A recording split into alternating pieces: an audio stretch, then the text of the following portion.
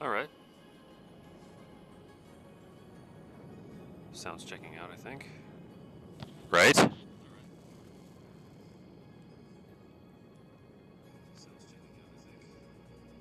Right. Yeah. Okay. Okay.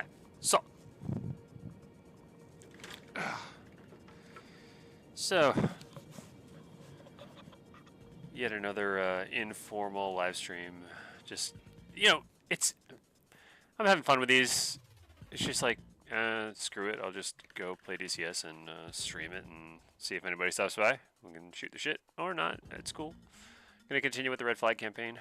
I think the next mission is similar to the third. We will find out.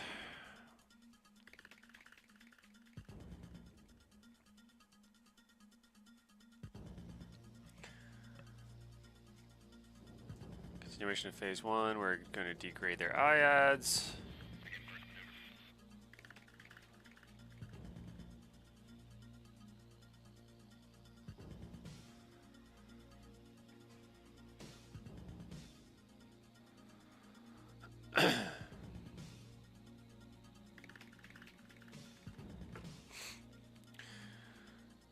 Air power will be attacked directly with a coordinated nighttime strike on a major airfield. That's different.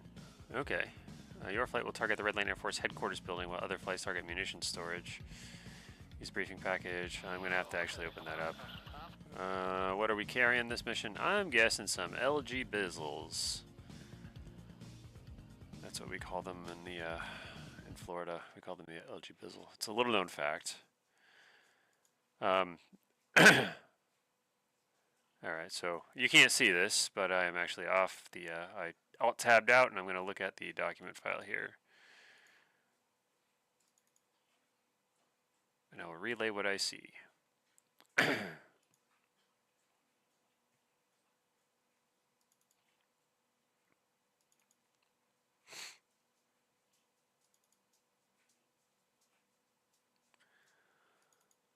Mission 3, briefing slides. Once again, we are Colt 1-1. It looks like a strike flight of 4 F-16s. Ford is our escort. Wow, it's not even a sweep, it's an escort. I feel so well protected. Springfield 1 is 4 Hornets as a seed flight. We have an F-15E flight, a B-1 flight, and a pair of Warthogs as also strike. 2 tankers, Focus as Force Marshaller, and AWACS Dark Star. Visibility is 10 miles, no rain, winds at 5 knots out of 50 degrees, temperature is 55 F. The dew point is 39 degrees Fahrenheit, altimeter setting is 30.14 inches of mercury. What a unit to use, man. I know where it came from, but damn. Looks like we got red air threats coming in. They possess Force Jet Air Force with significant capabilities, 4 squadrons of flankers, a small force of MiG-21s. Those would be fun. Flankers, fish pads are equipped only with AA-8 aphids. The air threat is based at highway, dirt, and ranch airfields. Red regen areas. Radar jamming from flankers is possible.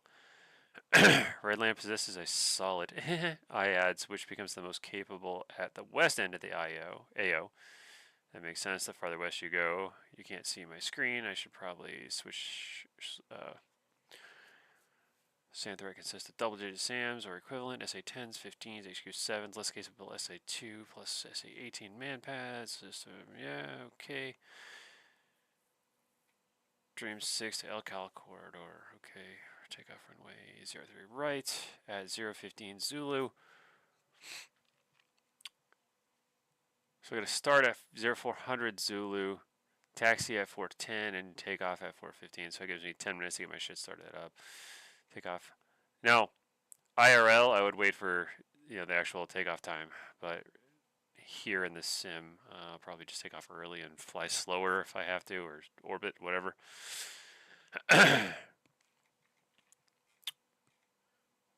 Game plan is Ford F-15 penetrates just ahead of the package, engages red air airborne. All flights should be prepared to self-escort if Ford 115C flight is delayed or destroyed. That would suck. And then we've got Springfield. They will engage the SA-2 with HARMS and other active radars with AGM-88s and egress with the package. Barrage, tactical field munitions. The B-1Bs are attacking an SA-2 site with joint standoff weapons. The Colts flight, that's us, will attack Redland Air Force HQ with the GBU-10. That's the big bastard. I'm looking at the screenshot. Okay, we'll just, oh, that's the HQ. That's adorable. They have it's a bunch of Connaxes stacked up to simulate the HQ. Okay.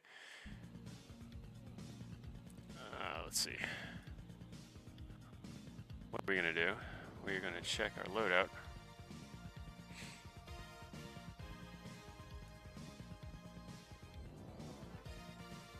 That's not us. That's not us.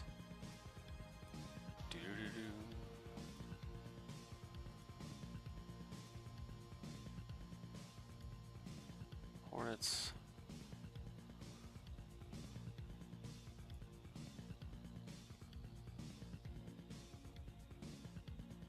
That looks like us right there. No, we're Colt.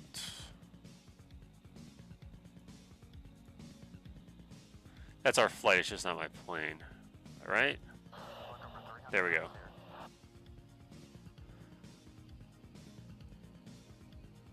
Yeah, these are beasts. GBU-10s are the what? Is that the 2,000 pounder? Yeah. Yeah, that'll be fun to haul around.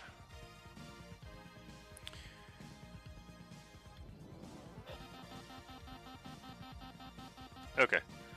Let's get to it. I think I've got enough information to get going. There's a altimeter at 30.14. Damn, I am tired. I'm just gonna simulate a nighttime mission by being exhausted myself. Damn, guys. So my last video, I wanted to talk about that a little bit because that you're probably like, is this guy on crack? Like, what is he putting? He's doing homework voluntarily and then posting it on YouTube. Well, I don't know. Just felt cute. I might delete later. Actually, I won't. I'm going to continue doing that. So I thought I'm going to have to recalibrate those sensors because I'm in the middle of a not quite self-teaching process, but whatever. I'm learning some shit, and I thought it'd be fun to try and take what I can remember from last time I took science and math and try to fake out a Star Trek ship thing, and it ended up being probably cringy as hell, and that's fine. I really don't I don't care. Why do I have 5 frames per second right now? That's not going to be sustainable. Yeah, it's a slideshow. Okay, if that doesn't even out, we are gonna have ish. I'll tab out. Stand by, folks. What else are we running here? Oh, that's it. DaVinci Resolve. That'll do it. Hey, magically we're back up above, 10 FPS. Okay, cool. Yeah, so I'm like, hey, it would be kind of funny to like, I was making a bad joke. I'm like, hey, well, it's a, hang on, let me start this bitch up and we'll talk more about that nonsense.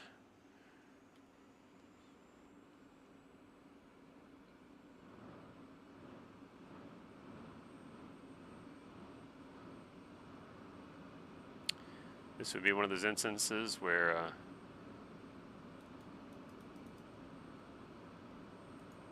really being able to feel the switches would be a major benefit.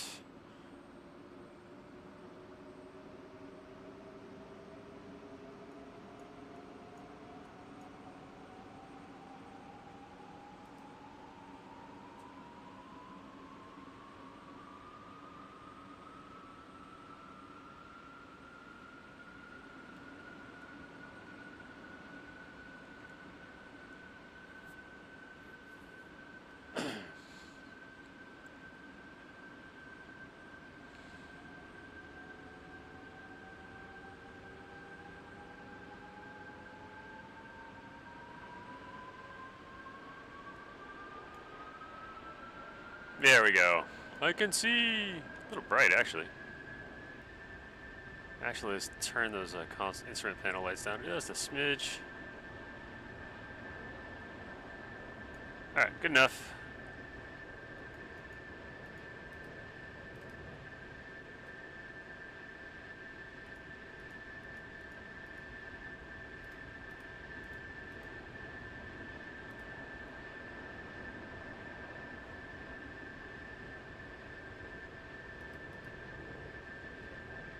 Do. Oh wait, we're not there.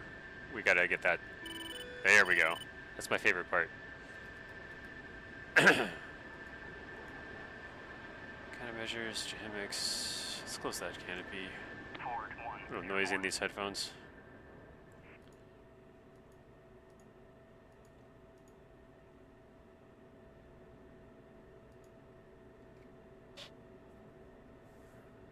Let's do a bit.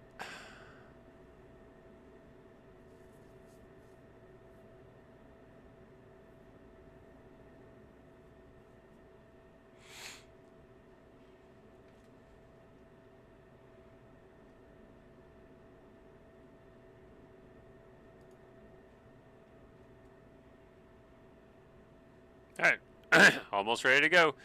Yeah. So what was I? Oh yeah. These are a little bright. Let's turn those down just a smidgen. Yeah, I'll do it.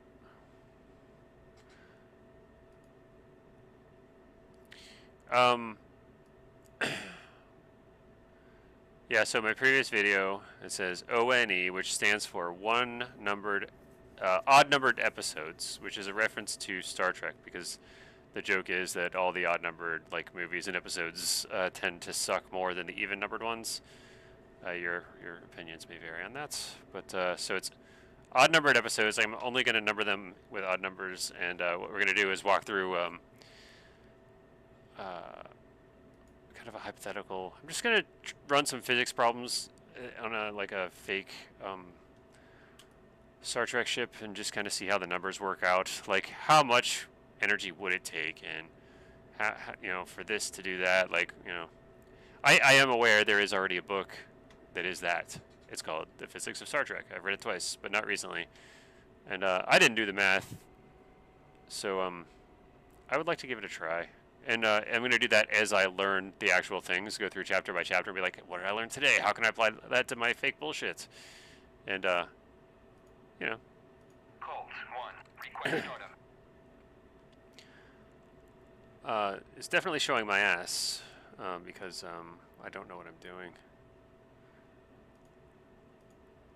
Colt 1, request stardom. But that's fine. The goal is next month I'll have a less shitty product, and the month after that, and the month after that. And the real goal is within a year to be able to say, yeah, I know physics pretty well.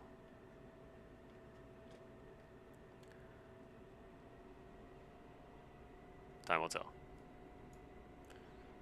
Oh, I don't have a Jahimix. I have a night,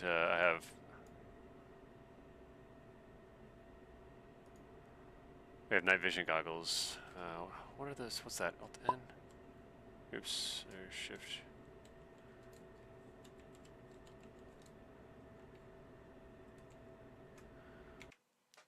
I'm gonna need that binding. Is that sensors? Sensors. I'm sorry, I misspoke. Sensors. Right. Right shift H. Thought I had hit that. There we go. Woo! That's a little hot and heavy.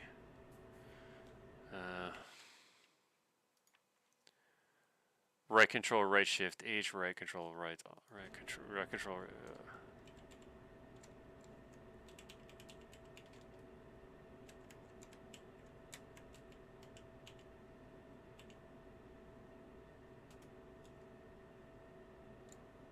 I should do it. Better than nothing, I suppose.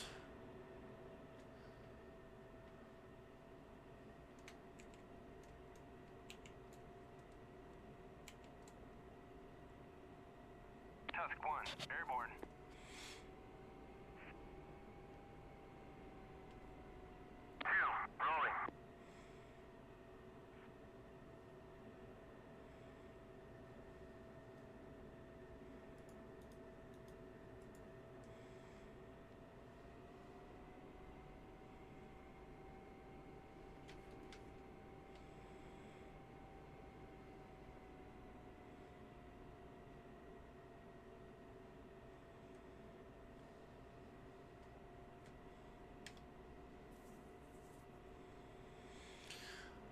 I'm not due to take off for another 15 minutes, but we're all good.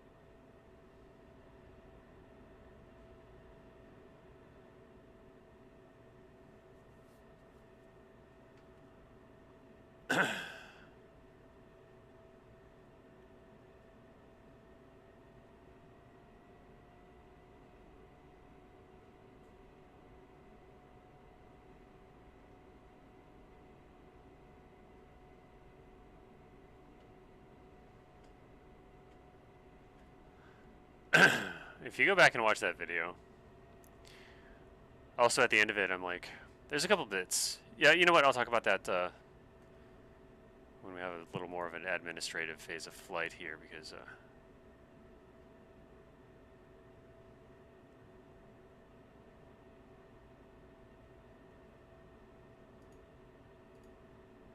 Colt 1, request takeoff.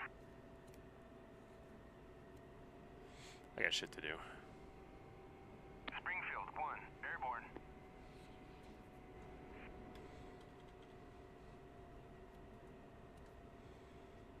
Colt 1, request takeoff.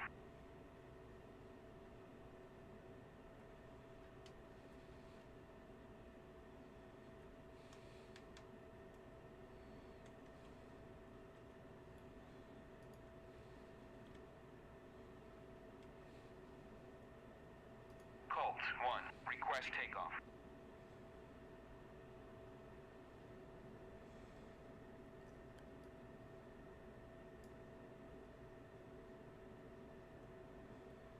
Alright. Well, they don't want to talk to me. That's fine. I don't want to talk to them either. Pricks.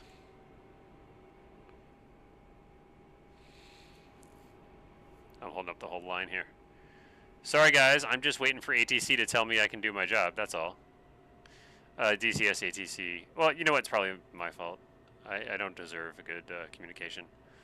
No, I think I don't have my radio set correctly or whatever. Let's just roll with it.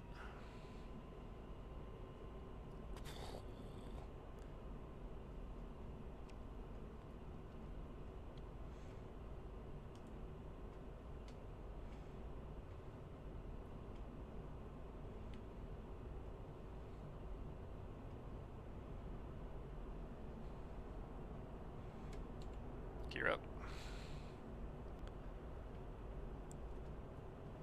Out of burner.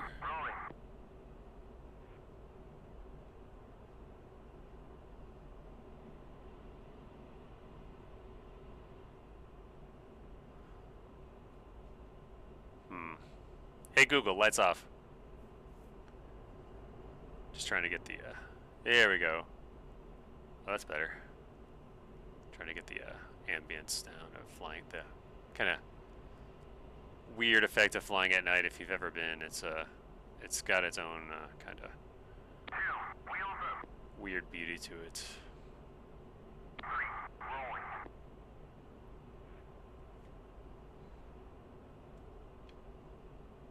Frick. My INS is all off. I'm gonna have to do an IFA.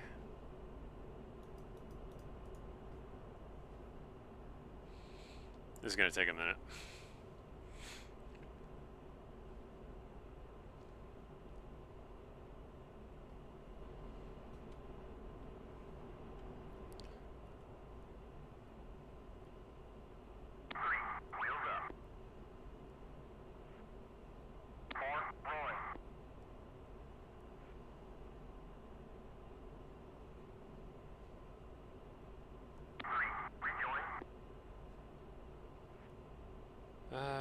do? 026? Are we doing that?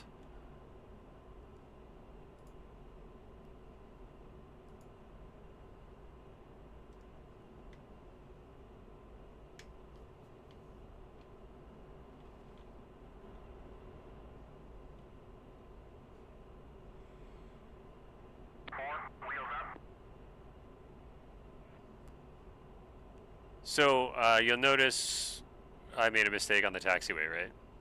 Before, you know what? You know what?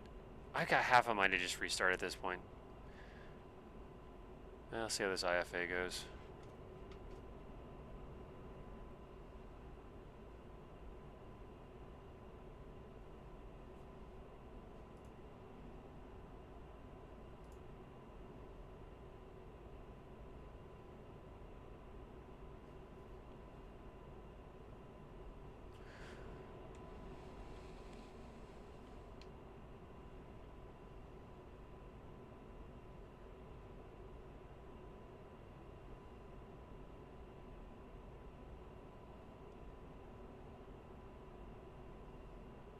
Do you have to hold a constant compass heading to do an IFA?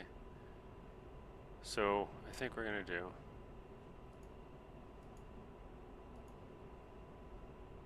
Clear.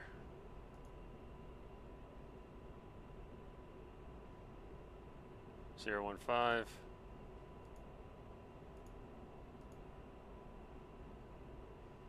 No, I screwed it up. All right. That's how you would do it, I think. Okay. This is just not my day.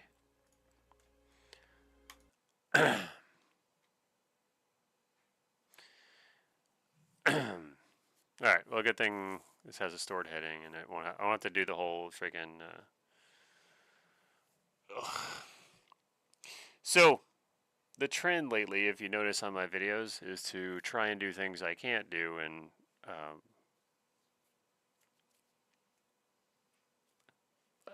do them anyway.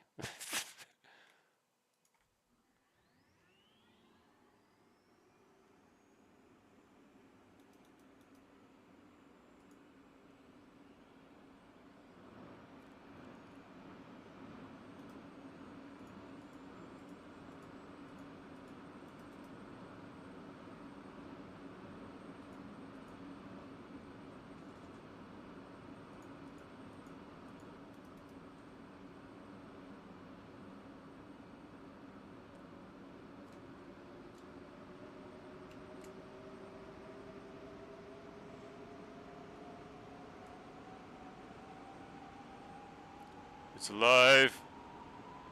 It's alive!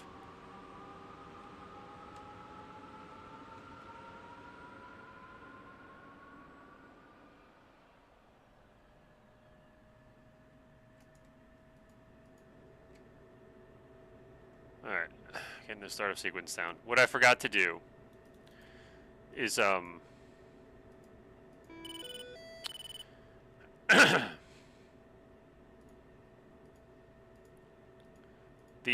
what I forgot to do is right before I started taxiing, I forgot to come over here from stored heading and put it into nav, and it's threw everything off. If you notice, like my HSD had all the coordinates, all the waypoints correct, but my HUD cues were all jacked up, and I believe that may have caused some issues when I went to, if I was going to create a waypoint, or just trying to coordinate. It would cause a problem of some flavor. I just didn't feel like dealing with it, so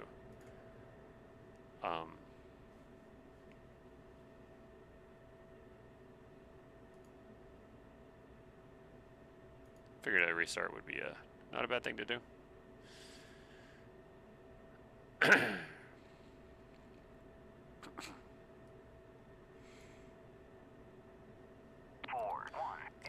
.14 by the briefing. Good. Now we're in better shape. Okay. Excuse me.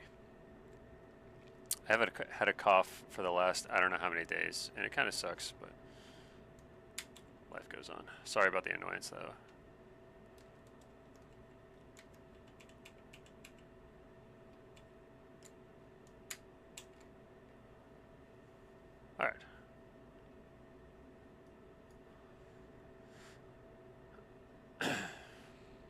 Everything looks about right. That's down to 10. We're going to switch it over to nav like we should have done before. And that should get us pretty well into it. Alright, let's ride. What are my channels? Nellis is on, Nellis is 3 tours. This says 28.17 inches. But the kneeboard says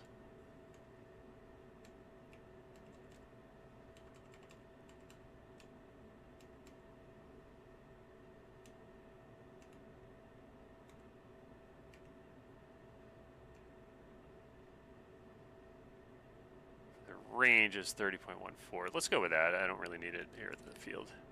Yeah, let's leave it where it is. I think I'm good. You guys good? I'm good.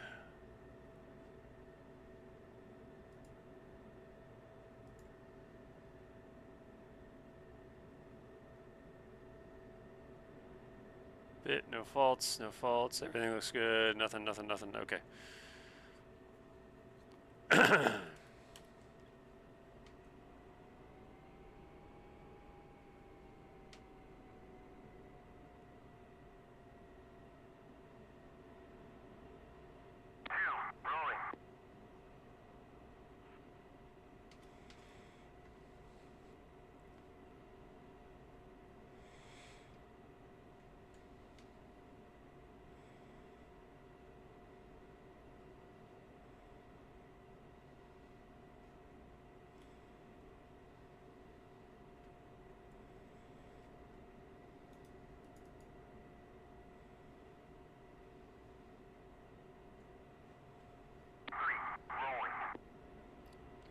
Are you now?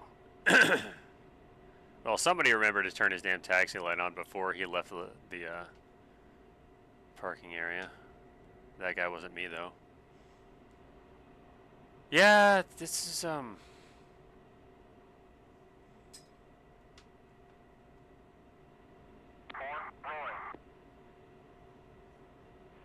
at some point, I'm going to have to switch to something I'm actually good at here, just for a minute, and show that off, because the last few videos have just been me sucking at things.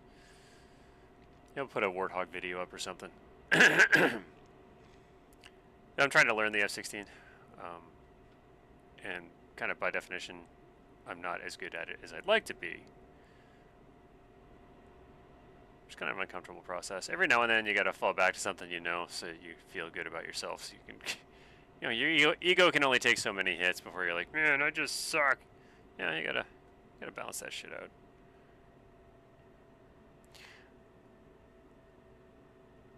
What I've noticed, though, is there's kind of a strange, if you play DCS, or if you are into something that is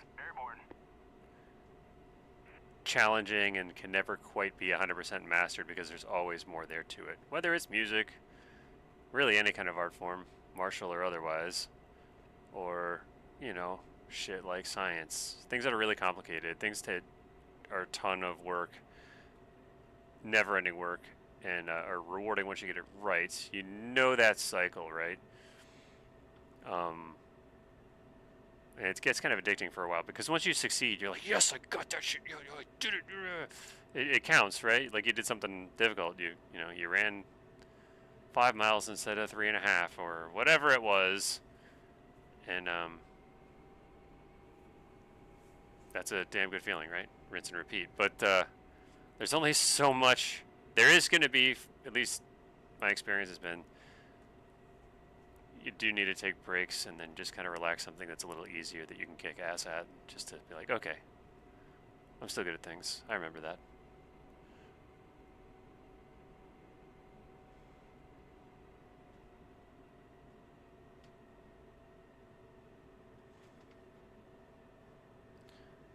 Alright.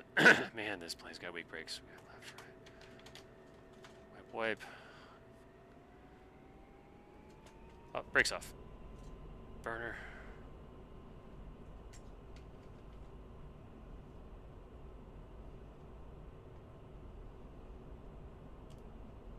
Shut off nozzle steering. Probably shouldn't have done that, but whatever. Why am I going off to the right? Mysteries. Gear up.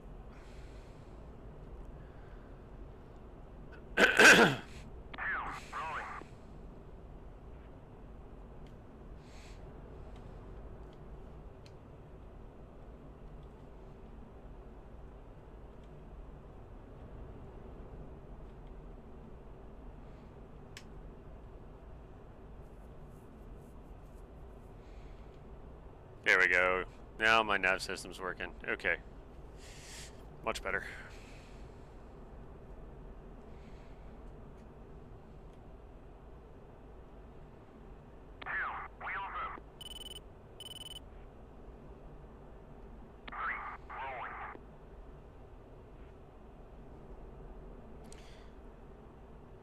Alright. Looks like I got a couple people watching. Thanks for tuning in. Appreciate it. If you want to tell me I suck, that's cool. I'm used to it. And the mission, if you're just tuning in, is we are the strike element, or the strike portion of the overall package to go to. It's an OCA strike, and we are the guys attacking the HQ buildings at the enemy runway.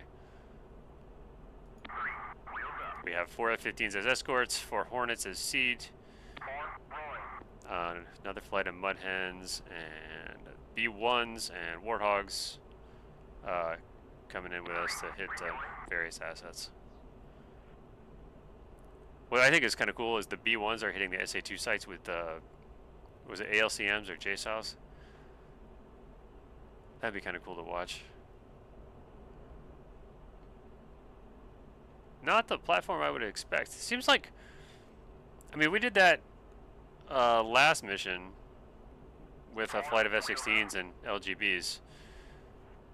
Sending a B-1 after that seems excessive in a really fun way, and I would just like to watch the video of it.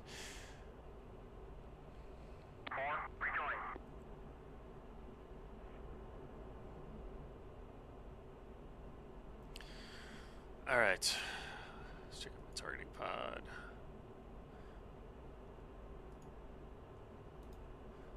Let's go Master Arm on, because why not? Just gotta keep my finger out the trigger.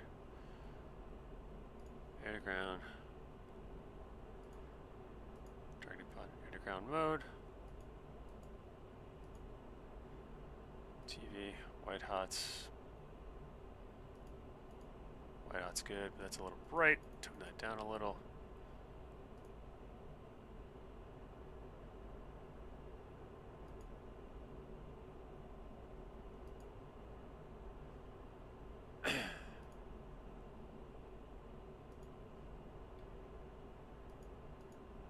Colt 1, Nels departure. Clear tactical, contact Dark Star, UHF, channel 16.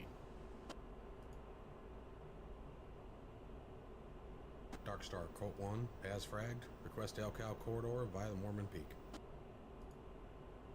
Colt 1, Dark Star, radar contact, and you're cleared Elcow corridor via Mormon Peak. Shell tankers available, UHF channel 14, TACAN 83 Yankee. Arco tanker available, UHF channel 15, TACAN 94 Yankee. Victor available on request. Lowdown, West SA2 active, East HQ7 active, East SA15 active.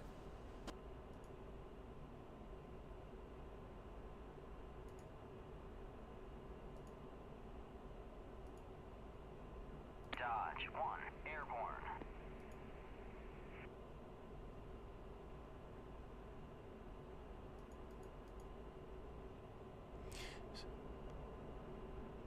Kilrathi at your 6.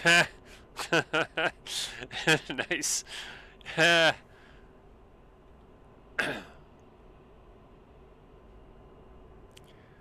Love the ref. Man, I haven't played Wing Commander in damn, it's been like a couple of years.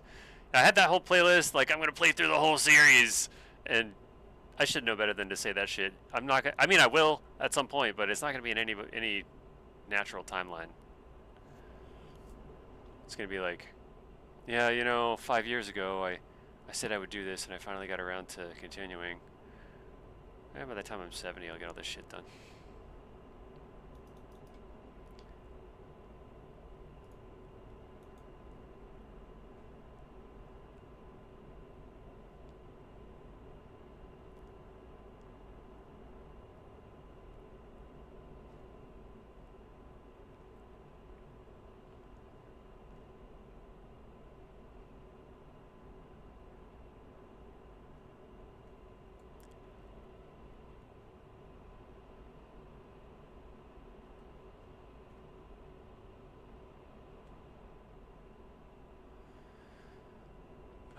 Let's see, let's go over some timing here.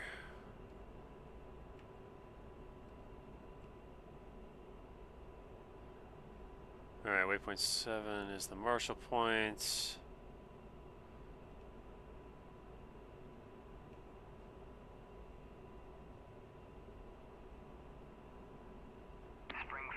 1, airborne.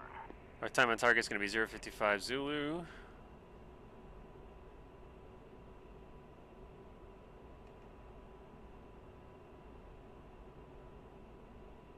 Oh, this is nice. So, we've got some extra time here. What waypoint is going to be the target? I think it's going to be 10.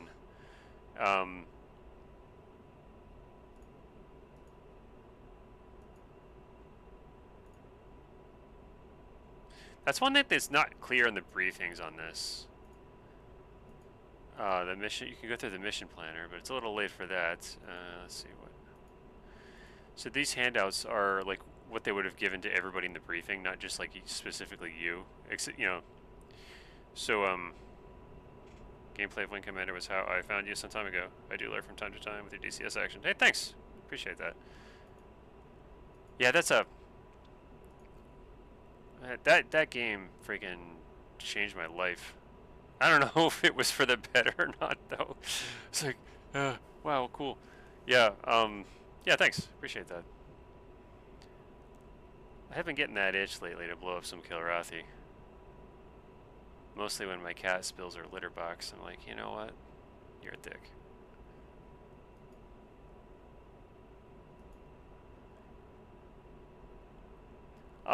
You know, this little sidetrack here on that. If you read the lore, it's on the Wing Commander wiki. Of course, there's a wiki for it. And you read like Kilrathi culture and stuff like that. It's kind of an interesting take. Did I talk about this already? Sorry if I'm repeating anything, but like, I thought it was a really good study in like incompatible cultures, right? Like, there was no way for the Kilrathi and the humans to really get along because like, they just culturally tied to their biology, like they need to hunt and kill shits, and that doesn't really make them good neighbors. So like that war was kind of a given, and yeah, I thought it was kind of cool. Raises some questions, as any good sci-fi does. Like, gee, is that how it is in real life? Like, are there cultures that just absolutely cannot get along? I mean, there's some individuals who aren't cultures. I mean,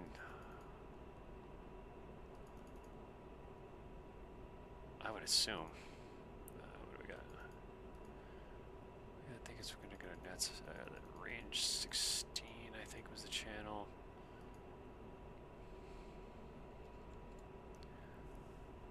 Strike common is at 16. Yeah, okay.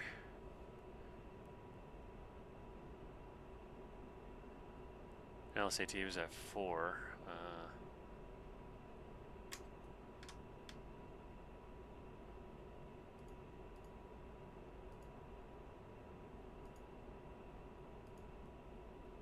Let's just stay on strike common. Screw it. We already know where we are. We're good to go. The question remains, what waypoint is the target at? I think it's at 10. My PC way back in the Wing Commander days was not really good enough, so I always had a hard time playing. Yeah, tell me about it. Like, you know, your friends always had like a 386 or a 486 or something, and be like, oh man, they've got all that EMS or XMS memory or whatever. Like, it must be dreamy. Meanwhile, you got like, I had a 286 back then with 1 mega RAM. See, I can remember that, but like not what day of the week it is. Just, you know, whatever. But having to juggle that EMS, I remember EMS, XMS settings. That was kind of a bitch. Like, yeah, you've got your mega memory, but it's not all the same. You've got main, EMS, and XMS, expanded and extended, and they don't do the same things. Thankfully, we don't have to worry about that shit anymore. But man, that was a little brutal. But if you could do it, you could make stuff work on things that, you know, I mean, you got like 5 frames a second, but you can still play it. And it was worth it just to hear the soundtrack if you had a sound blaster. That was epic before anybody called it epic. I had a Tandy 1000 with a 20 megabyte hard drive for my first real computer. Yeah, you know what? I think that's what. So like a 286 equivalent. I think mine had 40 megs, which was always getting filled up. And Wing Commander, I can remember it took up like 6 or 12 megs or something like that. So you dedicated like 20% of your machine to just one game. Sorry, I meant a different number, not 20%.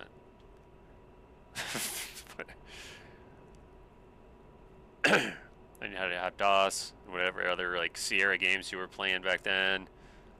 You got your demo disc of Doom, and no, Wolfenstein. You're running that.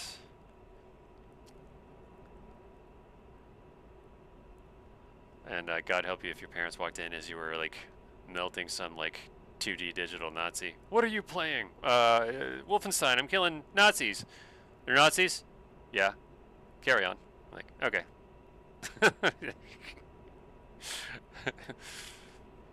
Just, you know, just remember the difference between games and real life, kiddos. Oh, Leisure Suit Larry? Yeah. Oh, man. See, that you don't want your parents walking in on. So, the question is how any of us ended up playing or getting a copy of that. I guess not all parents were created the same, huh? Like, my friend's parents had a copy. I don't want to think about that too much. I really don't. But we could play it at their house, and they had to go. Yeah, that was it was the VGA remake of the original game, if you remember that, which had a really cool soundtrack, kind of some bangers. That was just Sierra back then. That was a good time.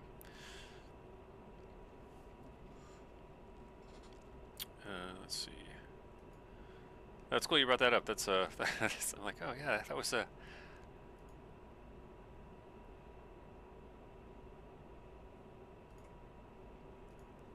good time to. It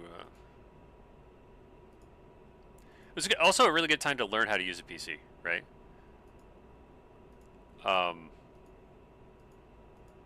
Because like you had to learn a command line argument, you had to learn like file structure, you had to learn where things were on the computer. Like, so you know this too, because if you had to, you couldn't just install Wing Commander and have it work unless your parents were doing really well and prioritized computers as like the thing that was happening in the house, because they were really expensive back then, right? And like people could afford them generally, but like to get a good one, they had to be kind of like the priority of the family, right? Like,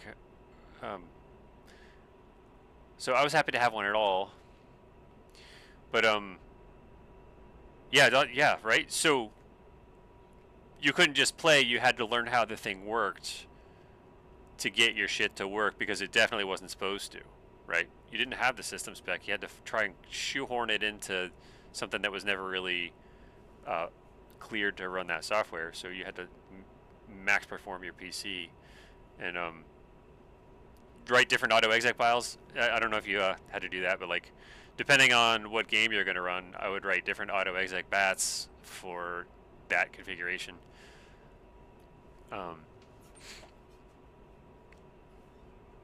And you know, you still got to do stuff like that. If you you can get into the settings, and you can do a reg edit, I guess, if you're really. Do people still do reg edits? I don't know.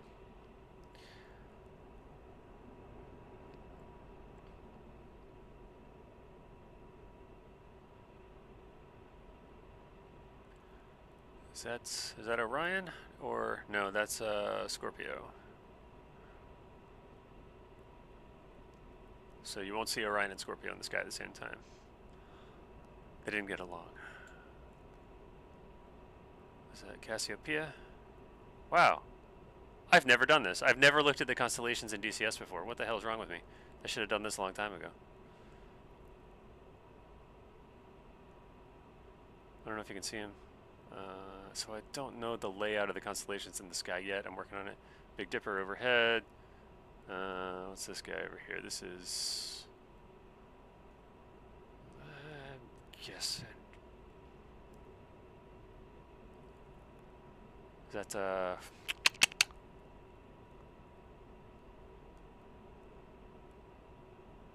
Damn. But yeah, so what I'm noticing, you know how there's that stereotype of like older people not doing technology so well, and that doesn't hold up so much anymore. Like, I guess based on the comments you're telling me, your parents' generation, they actually adapted pretty well into it, and they're doing just fine now. Previous generation, not so much, but it's not a relevant, thing in their lives so much anymore. The joke was younger people always understand computers better than older ones. I don't think that's the case anymore, because of the kinds of computers that's, let's say, late Gen X, early Millennial, Xennial, whatever you want to call it. So like Zilch79, that's the year I was born, right? So I came out when the Atari 2600 did.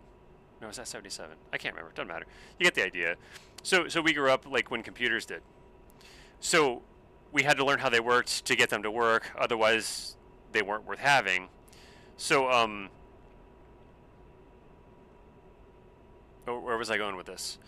Computers now, unless that's your profession or your hobby, you don't really need to know how to work them. I can go on about this for a long time because I think that principle applies to like anything. So you'll notice too that if you remember this, in the 80s and 90s and even maybe to some extent early 2000s, just being seriously into computers was enough to like be friends with anybody. Like, oh, you like computers too? Wow, there's only 3 of us around. So you'd have all that cool stuff in common, right? Like similar mindsets and interests, and that would be enough. But now everybody uses them all the time. It's like populated, and most people who use computers don't really know or care to know about the guts or what's going on inside these amazing machines we have and how cool it all is. It's super impressive. Whether you're into the hardware, the software, GUI design, any of that shit, it's all just super cool. There's so much to learn. And what I'm finding is that younger people, let's say, you get off my lawn, they don't necessarily seem to care so much about how this shit works. They just want it to work. They get impatient when things, I mean, we all do, right? Oh, it's not working. Damn it, that's frustrating. Of course. But like, they don't have the patience to understand what broke or the interest. I don't think it's a patience thing. They just don't care. It's like, oh, I'll just get a new one. And a lot of that's by design. Like, it is hard to work on something like a Samsung Galaxy S22 Ultra, whatever you got, or iPhone. Apple for a while had been designed not to be messed with, which I find kind of funny because they were the hobbyist machine back in the day. And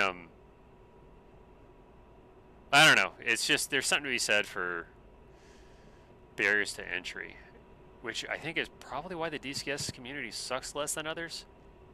The people who are here are because they're passionate about aviation, simulation, you name it. Like, you can't just hop in this and do it and have fun. It's not Xbox Live. It doesn't always work. You do have to learn. You have to put some effort into it. So that weeds out a lot of people who just don't care about the material so much. So I think that's why our community tends to be a little cut above. Same with Star Citizen, whatever you happen to be in that like you just can't pick up and play. Who else is really good? Hasn't gotten shitified. I don't play this, but I know people who do. Warhammer, you can't just pick that up and play it. But Warhammer has been Warhammer since I can remember. Like, my friends all played it, but like I'm like, whoa, hey, that's just too much. Like, I'm gonna learn the startup sequence for like 5 or 6, fighter aircraft, but like Warhammer, whoa, that's just too much, guy. That's a lifestyle.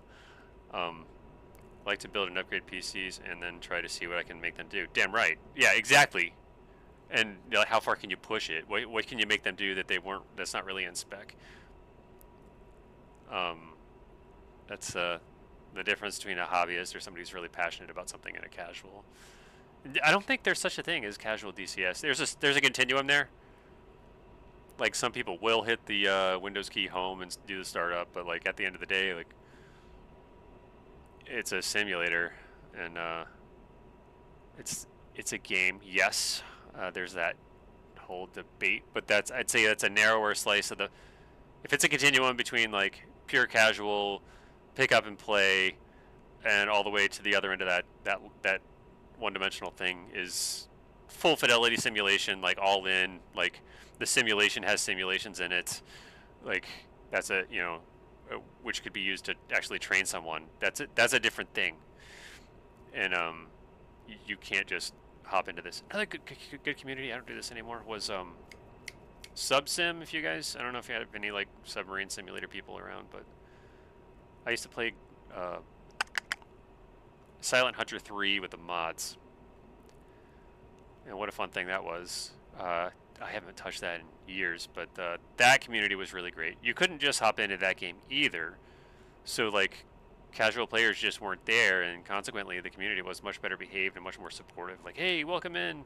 Also, don't bring your bullshit in here. We don't want that. We want to be cool with each other, be excellent to each other, right? So I will talk shit and throw some shade about the DCS community, but I do think some gatekeeping actually keeps the community a little bit, at least polite gatekeeping, targeted, not to be mean to a person, but maybe their behavior and comments, if they're out of what's going to be healthy for everybody around, be like, yo, dude, we don't do that here. If you want something easy, there's 80 million other things you could be playing or doing with your time. This is full fidelity, as much as possible, as real as possible. You know, get your learn on. Or, there's plenty of mass market stuff to choose from that's easier to learn and probably a hell of a lot cheaper.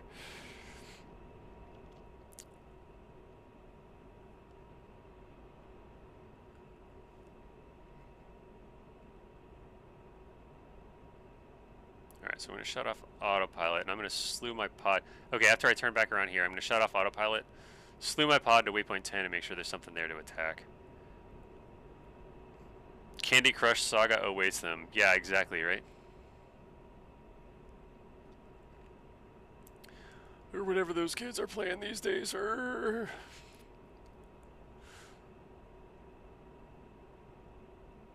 out getting older ain't so bad. Think back on it. My life's been fairly tame as they go, but I've got to done a lot of cool shit. See a lot of cool shit. So I'm 46 now. It's like, oh man. I mean, I could have been more adventurous. We all could have, but like, also, what a cool time to have grown up. You know, what a bunch of cool stuff we've seen. Been pretty neat. Hope it stays that way. Oh boy.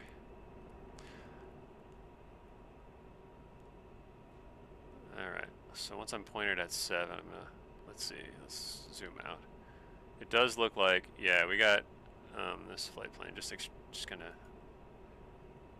if I was putting targets on things, putting waypoints on targets, I would put one on, see there's 8, 9, 10. Yeah, my money's on waypoint 10 for the actual target. And here's what I want to do. I'm going to go to waypoint 10. And let's just, you know what? Let's make waypoint 10 going to be, waypoint 10 we're going to define as the target because we got some time. We're going to go, yeah, see, look at this. Look, coordinates. Once we're lined up, I'll change waypoint 10 to match this, and that's what we will drop.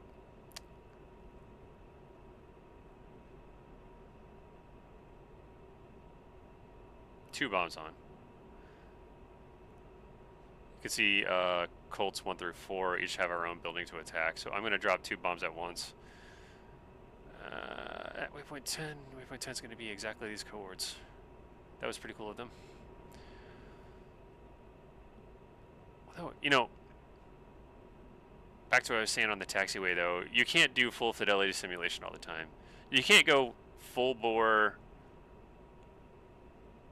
like, I'm learning advanced things all the time. At least I can't. It's just like exercising all the time. You can't. It sounds healthy, but it's kind of not. You gotta let your system recover. That's been my experience. Maybe you guys can do it. I don't know. Let's see.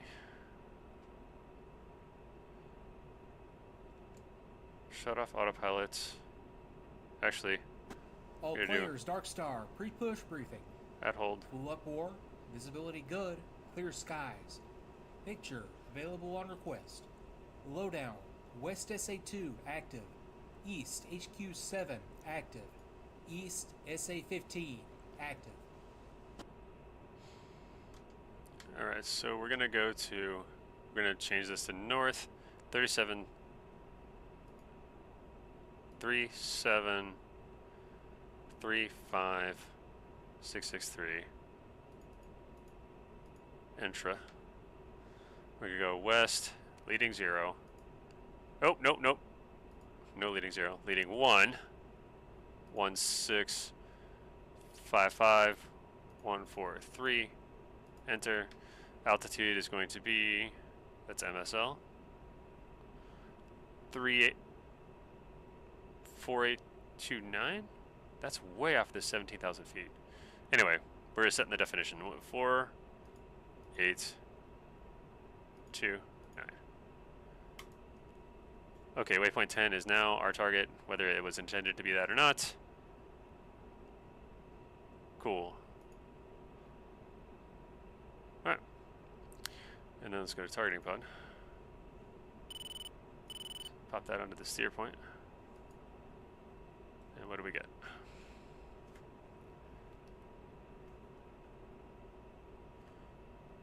It's not ground stabilized.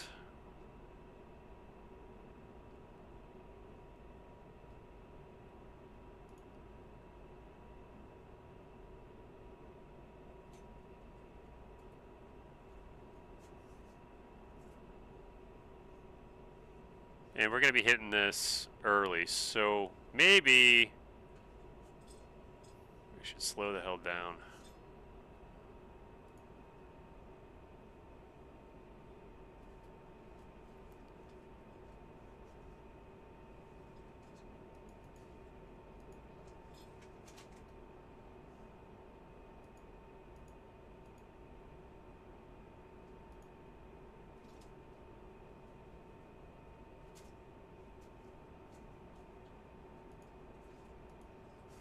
Another thing I just realized is I don't see anything on data links, so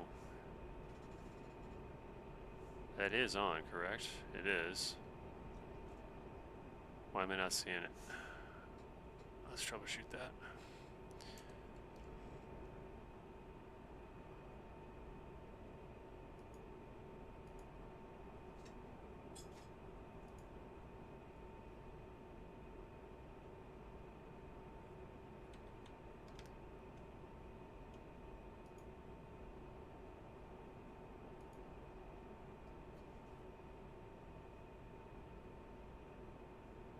I don't know how to troubleshoot that data link.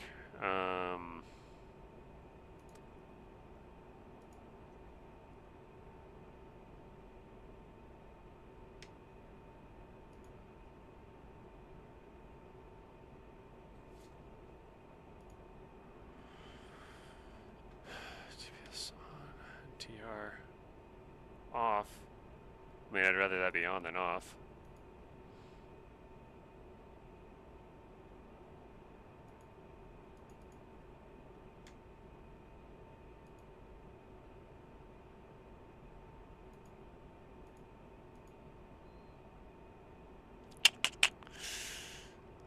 I haven't studied that, so we're gonna go without data link. We'll just have to go with radio calls. It'd be like flying the Harrier, you know? Have fun with the mission, man. Need to get ready for tomorrow. Yeah, I hear that. Thanks for stopping by. Thanks for the chat. Cool to talk about old stuff.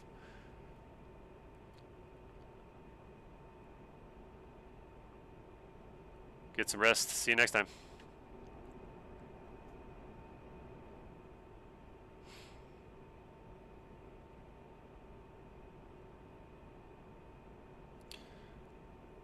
I haven't seen any red air, so I think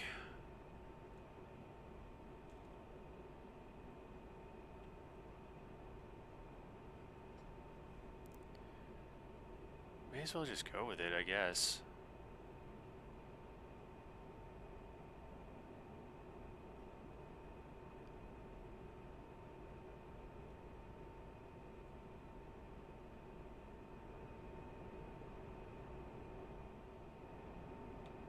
Yeah, thanks again. See you around.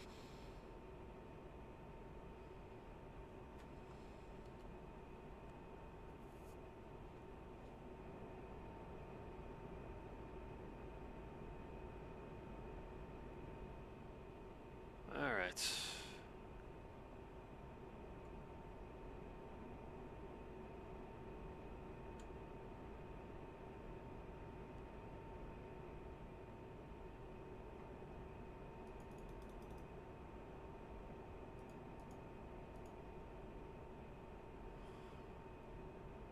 Wing tanks are getting low gas. That's.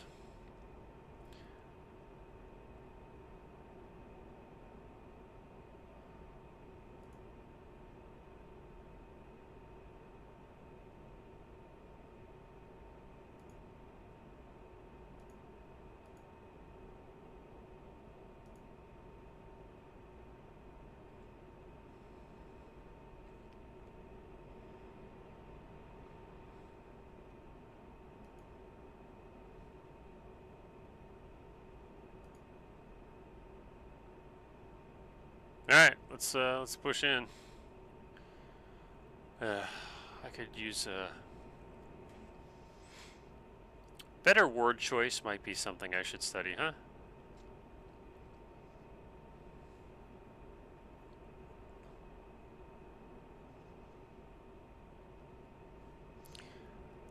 All right, I'm gonna go ahead and kick on my ACM.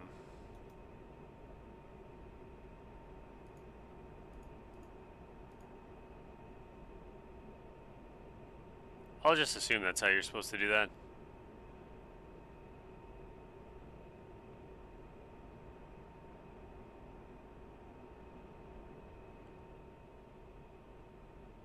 Watch for my tutorial later. Need to work on that. Let's see. Good, good, good.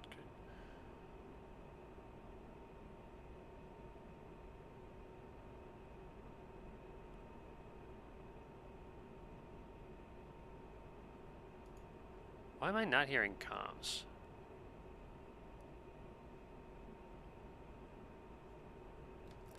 On channel 16, that was the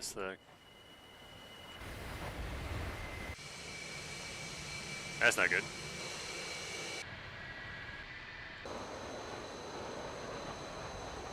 That's good.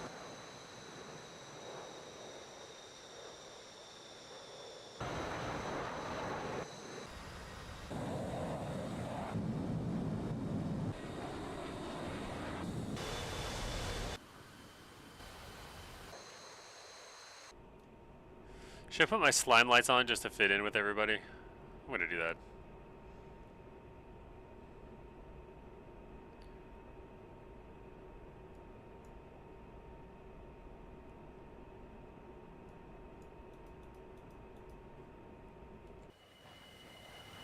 Yeah, it's not working. That wouldn't be anti-collision, that would be,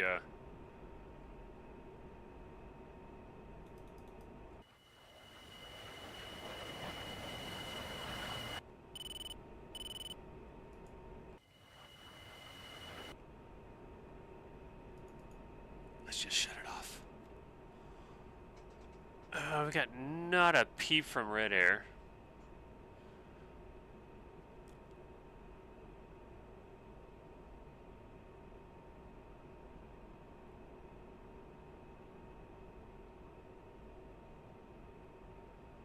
Nobody else is on data link, so usually I turn that on and it works. I don't know what's going on here. I can't troubleshoot it. Let's see if we can get a AWACS call. Darkstar 1-1, Colt 1, request picture. Colt 1, Darkstar 1-1, picture, single group at Bulls 185-423 at 21,000.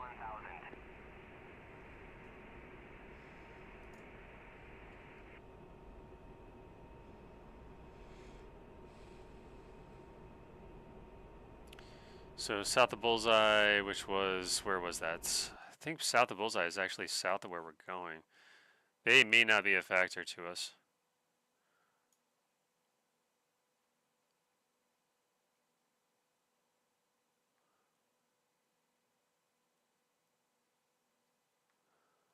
That's the target right there.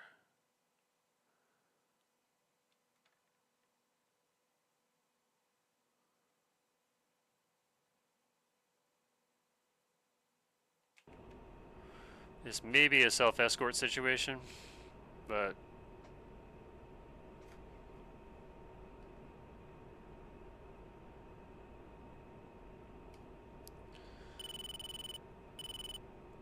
there we go. Too good to be true, right? Let's see.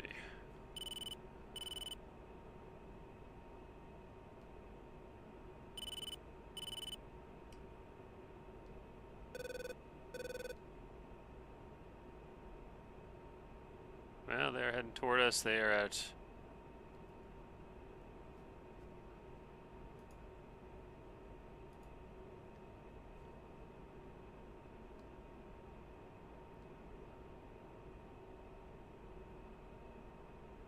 That's not a good sign.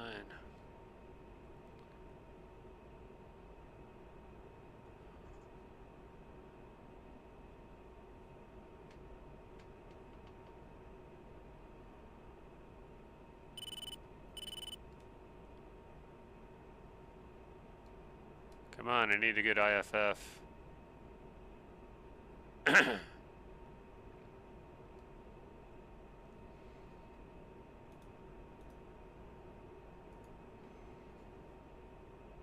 Let's cheat.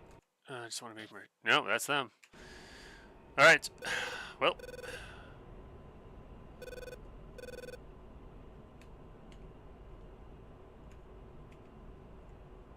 Flight. Engage bandits.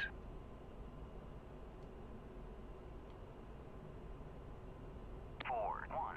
Splash bandit at bullseye 137, 415 at 35,000.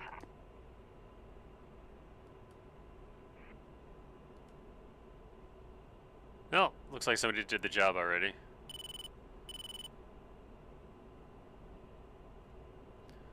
Nothing like wasting a perfectly good AMRAM.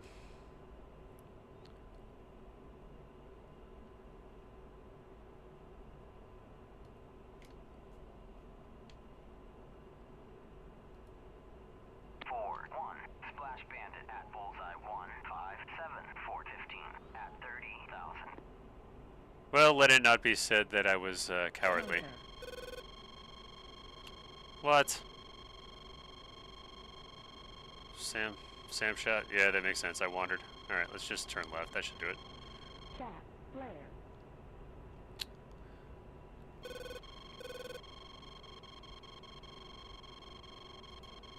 Counter. Chat, flare. Yeah, I'm not too worried about that. I should be out of range of that threat ring here in a second, so like... Yeah, I wandered too far to the right. So we're gonna come up on our IP here in a second, and then I will go heads down and do the push the attack.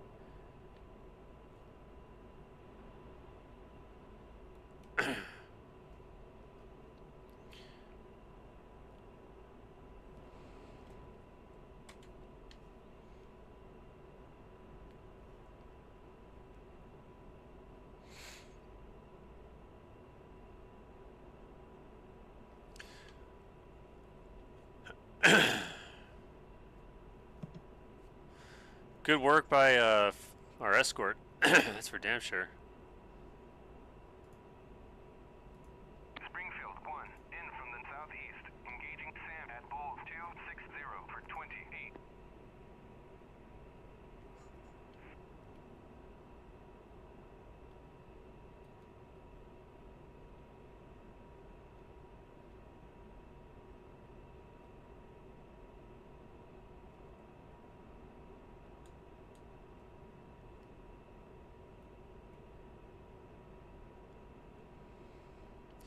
This may be a problem.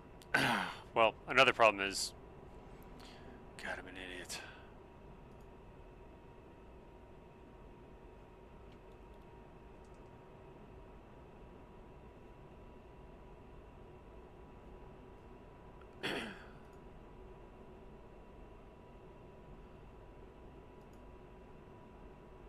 There we go. That's what I'm looking for.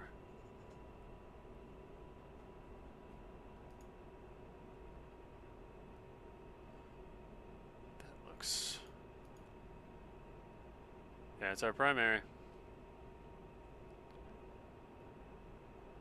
23 miles. Yeah, laser won't make it to that, but...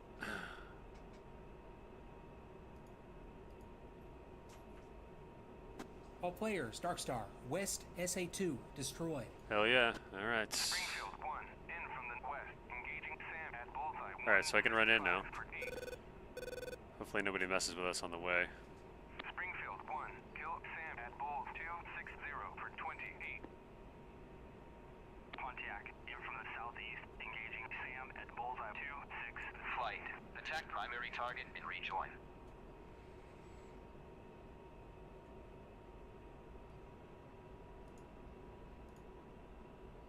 Flight, attack primary target and rejoin. 4, affirm. 2, affirm. 3, roger. Springfield 1, in from the southwest, engaging Sam at bulls 079 for 4. Springfield 1, in from the west, engaging Sam at bullseye 165 for 8.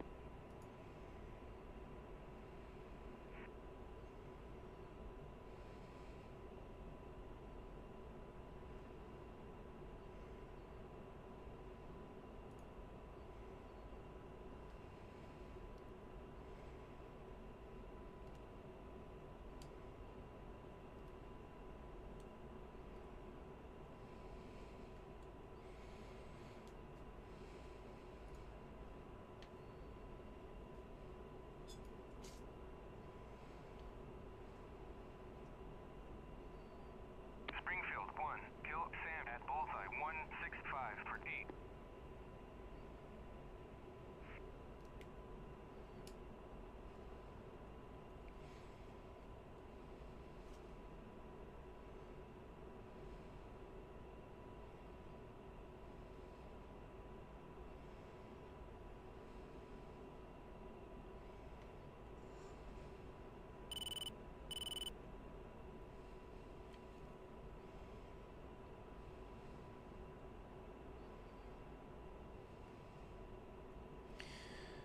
Alright.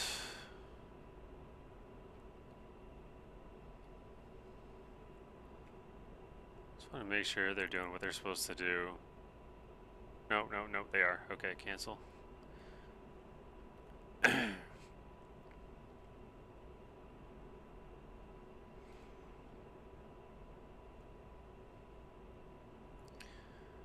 Engaging primary. Good to go, buddy. 2, engaging primary. 4, engaging primary.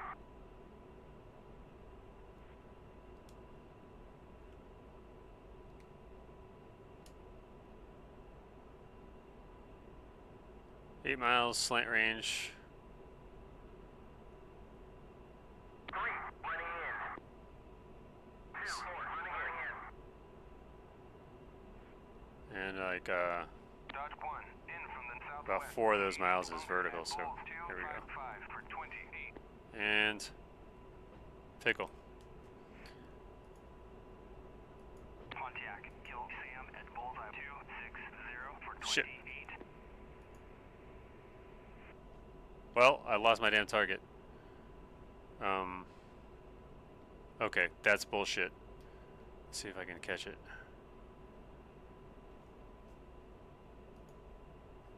Yep. No. 3, bombs away. 2, 4, bombs away.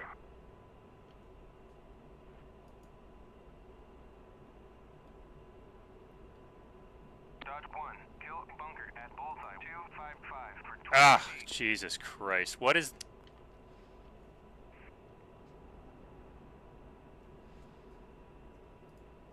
I've lost those bombs. There's no way they're still falling at this point. So what happened there? Why is my pod doing dumb shit? 2,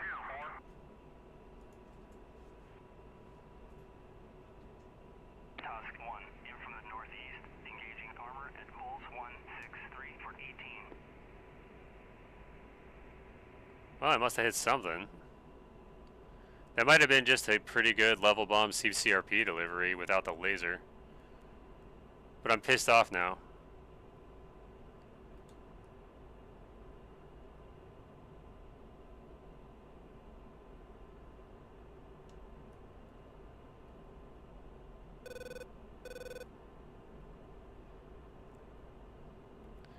So that does look like my target right there. I might have just hit it because it was just a good, they're big ass. I mean, that was my BDA. Okay, so this is, again, okay, this is good training, I guess. What I think happened is I had this as my soy. I was trying to get a good radar picture. Forgot to toggle it over here. Forgot to lock it and designate it, right? And I kept hitting cursor 0, and it kept like doing weird shit because I wasn't in a bad, I don't know, attitude. And you can read that into that. And then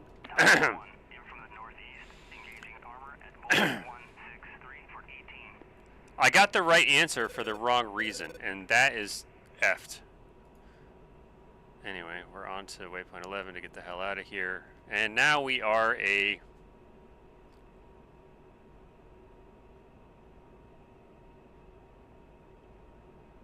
fighter sweep.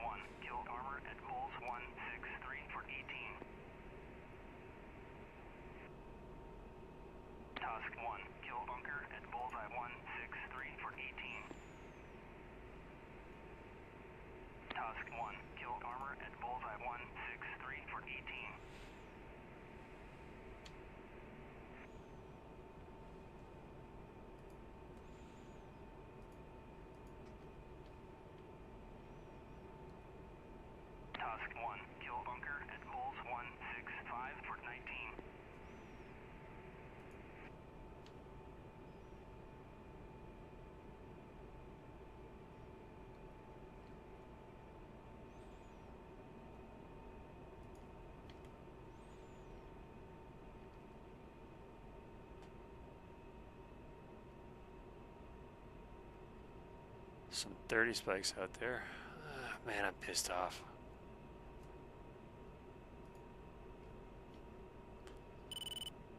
Steerpoint 12, it'll be our next.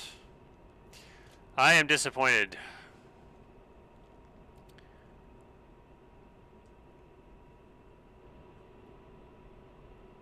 I'm also flying really slow too, so let's bump that up a little bit.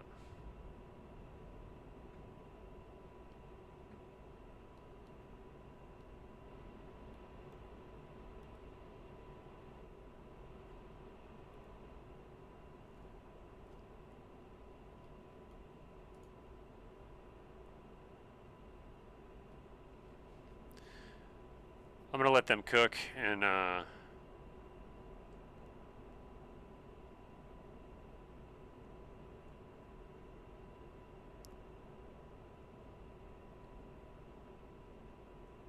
am now the escort. Alright, so what do we got? 30 spikes out here to the kind of the east. Where they should not be. That's on my egress. That's going to be an issue. So let's get some altitude, yeah?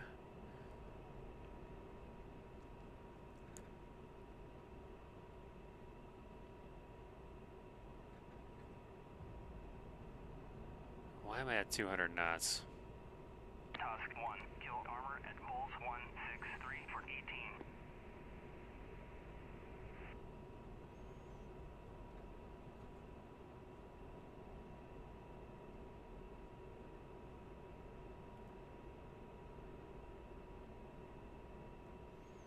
Task 1, kill armor at Bullseye 163 for 18.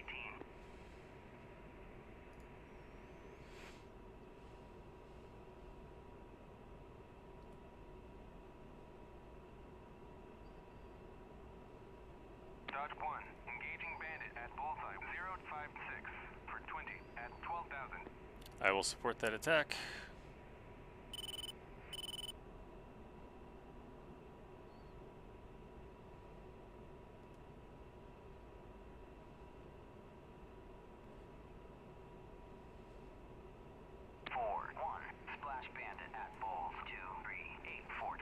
No need, apparently.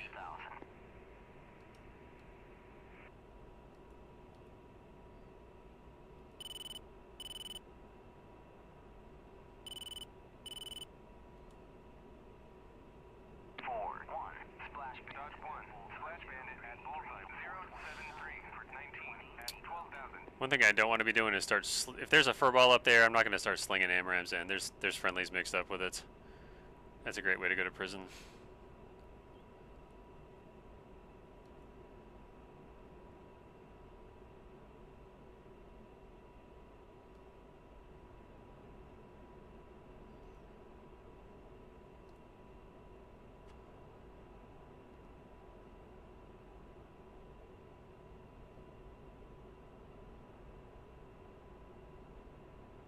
Dodge 1, Splash Bandit at Bulls 080 for 16 at 14,000.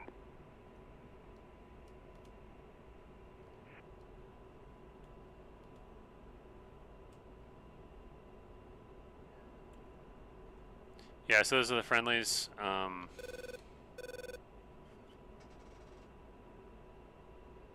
think that's it. Time to fly home.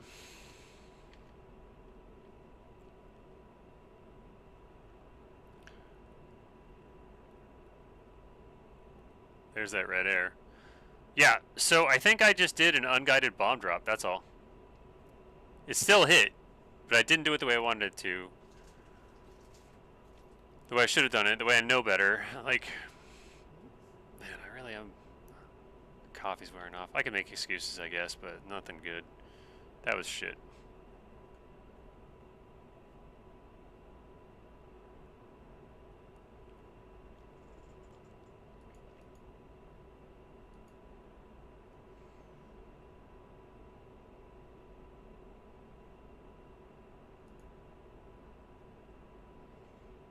All players, Dark Star. All strikers have egressed. Flight, join up. 3, rejoin. 2, rejoin.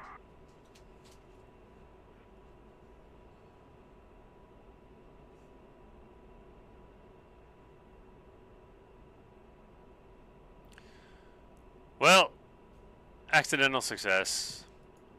It's not something I'm cool with, but you know, that's why it's a training campaign. That's how I'm approaching it too. Like, I know I'm gonna screw up. It's just where, and that lets me know, excuse me, what to work on, what not to do next time.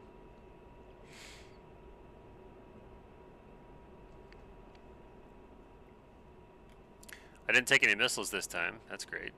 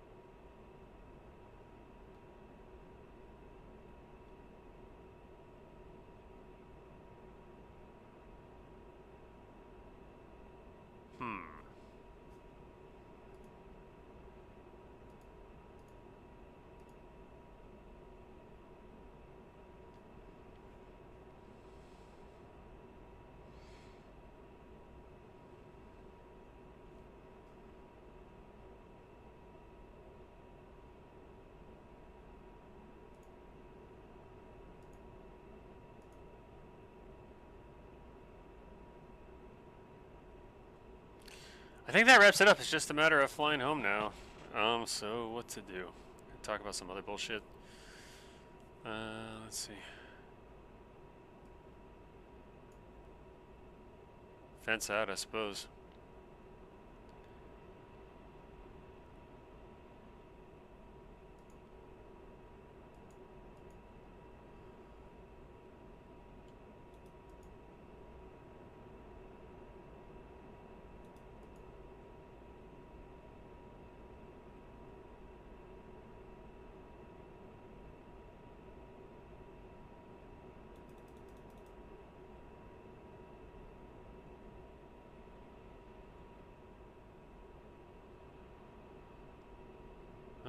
Also notice didn't use the NVGs. Could have taken a Jahimix.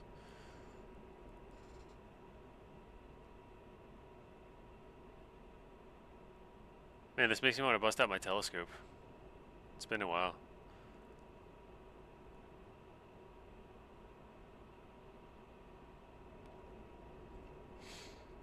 And now here you're saying, of course that guy has a telescope. Yes. It's nothing fancy. It's actually from Kmart, if you remember that store. Back in the 80s, they were selling telescopes all over the place before the arrival of Halley's Comets. And that telescope, Dad got it. It's a it's a refractor, nothing special, but it's super cool to look at Jupiter and Saturn with. And you know, if you could look at the Pleiades, that's always a good shot. Looking at the moon's fantastic. Yeah, good for that kind of stuff. Deep space objects, I mean, you can see them. But what's cool is the documentation that comes with it. It's like, you know, get ready for Halley's Comet. You know, here's where it's gonna come. Watch during these times. Here's where to look. And it's just kind of cool. It's got that old, like, there's a kind of art style that, and if you were looking at science, any kind of like astronomy or science fiction art at the time, it looked awesome. And I'm trying to think of like a pop culture example of this. I'm talking specifically what you would have seen in space books, you know.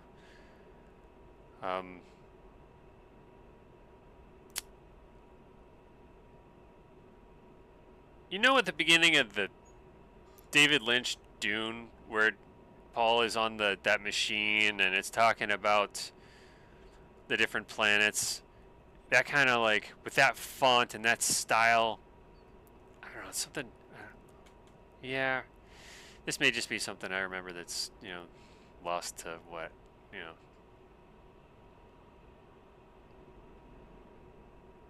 Lost to time or whatever.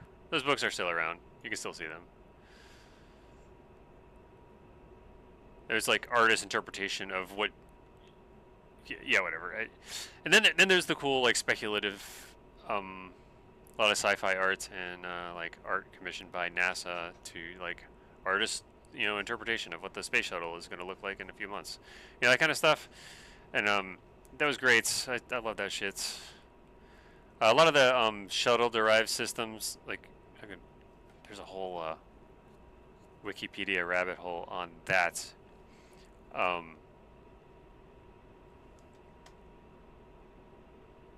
At the end of a big program, or you know, when they're looking at like follow-on programs, NASA does some cool shit. Like, you know, it's like DARPA style. Hey, let's go nuts! What else could we do with this platform? And then they'll say, hey, we want to do these missions, and you know, Dark Star, Colt 1, in-flight report. Target destroyed. yeah, let's go with that. Colt 1, Dark Star, copy. You're cleared RTB. Thanks, bud. Yep. Yeah, just like neat shit. Like, but some of it came to pass, some of it didn't, right? So at the end of look at Skylab. Skylab was crazy. Skylab is, but like when you look at what NASA does, all of it's batshit crazy. Like all of it, 100%. You're sending stuff out into space, and you're trying to hit rendezvous with things, intercept things. Like everything is moving at really high speeds and these weird ass curves and shit. So the fact that it works at all is just, it always blows my mind. But then when what I guess I want to focus more, like we look at the end of Apollo program and they were like, well, we got all these rockets. What do we do with all of these rockets? Because we're not going to the moon, I guess. So they did Skylab, and then they had another like Saturn, I think it was a 1B or something like that, configured as like a rescue. Had an Apollo command module on it, but then with no LEM. And just in case Skylab went to shit, they could you know, launch up a command module and pick up the astronauts and taxi them back. Kind of like how the ISS has the Soyuz like kind of permanently docked on it as a way to evac if you have to. Kind of like that, but ground based. So you'd have to launch. Think about that. Think about that. Yeah, you're not here for this, but I'm here for this. You have Skylab. It's a 1970s space station built into the upper stage of a Saturn rocket. So they took all the fuel that was going to be in there and instead built space station into it, which is batshit. It's just pure batshit. But they did it, and they did it, and we had a successful space station program like back in the day, built out of rocket parts. Now just imagine maybe the Skylab crew got sick, or they had got a really bad case of the space diarrhea or something, and they had to get rescued or evac'd or something. So you've got a Saturn 1B sitting here at Cape Canaveral, close to my house actually, and then they're like, "Well, we need you guys to launch and intercept the satellite like right now." Some people are doing math with some really rudimentary tools to do that. They're using slide rules and shit, and doing that on the fly, like without a lot of prep. Would that have even been feasible, or was it just a way to? I don't know, man. That's crazy. Maybe there were certain pre-planned launch windows where they could have rescued them, and if you had an emergency outside of them, you might have been SOL. I don't know. Crazy times, crazy times.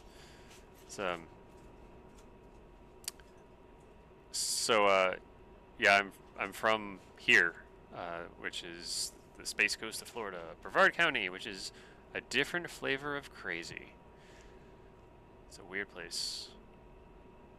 But I grew up around space stuff, and I always loved that. I never took it for granted, and I still don't. It's super cool.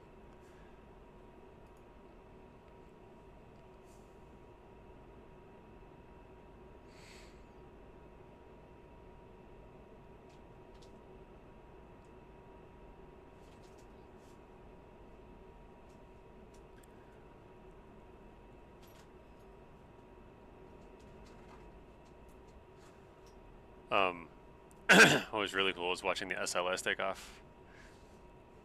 That was at like 2 a.m. or something stupid. My daughter was tiny. Well, she wasn't tiny. What was she, like 5 or 6 years old? I can't remember. I woke her up and we went out to the lawn watching it, and I was like, "Damn, kiddo, you were born at just a pretty good time for space exploration."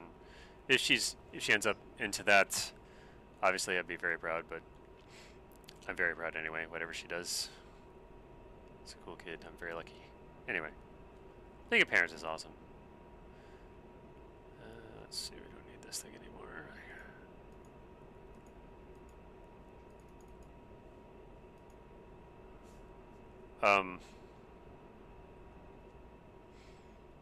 Yeah, so I'm not saying my kid should be an astronaut, but if she wants to, she should try. Actually, she's more interested in black holes. Like, that's her focus. Like, she loves black holes. She's always asking me questions about it, and I'm like, I'll tell you what I know, but there's a lot more that we don't know about them, which is great, because that means there's a lot of cool research to be done, and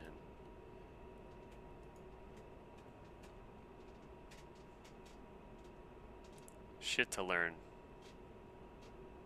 It's always cool.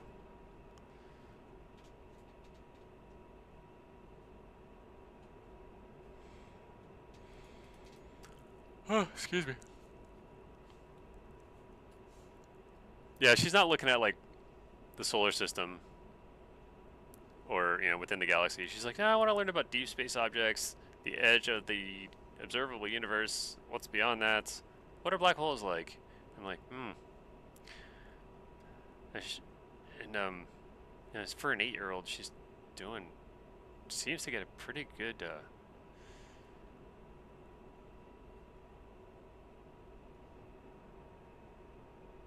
grasp of it, actually, at least in my eye. Pretty impressive.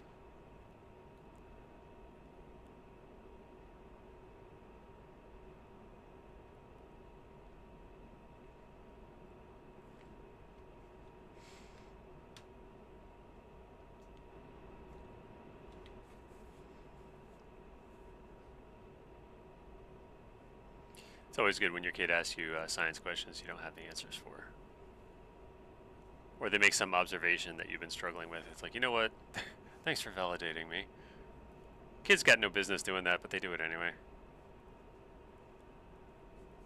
Colt 1, Dark Star, push NATSIF, UHF Channel 4.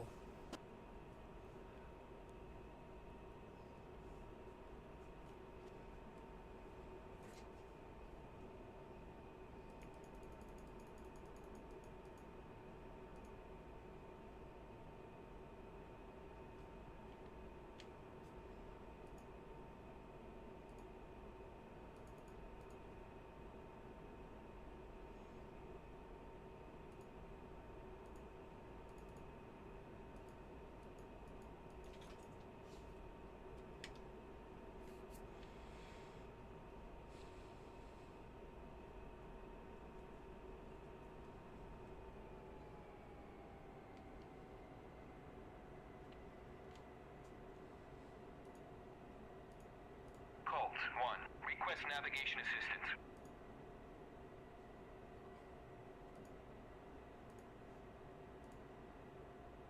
Colt 1, inbound. I don't think they're going to answer me.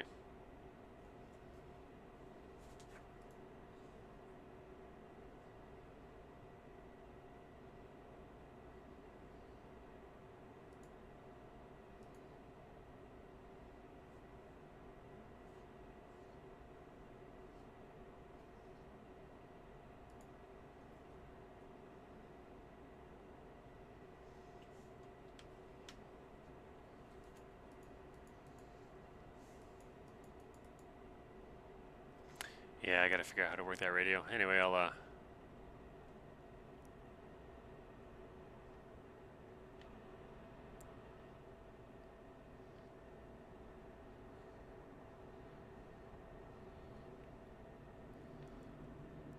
let's see, this one's gonna be a straight in.